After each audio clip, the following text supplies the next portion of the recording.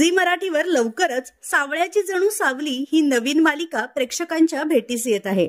नुकताच या मालिकेचा जबरदस्त प्रोमो समोर आलाय, पण हा प्रोमो पाहून प्रेक्षक चांगलेच भडकले आहेत।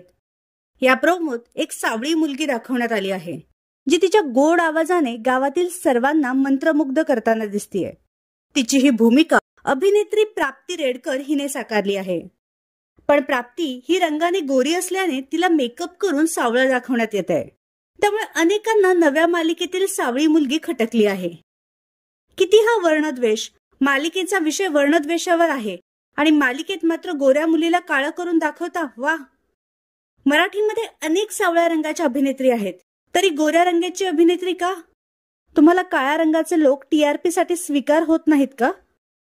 अशा विविध प्रतिक्रिया देत या नवीन मालिकेवर प्रेक्षकांनी जोरदार टीका केली आहे। तर यावर तुमचं काय मत आहे हे नक्की सांगा।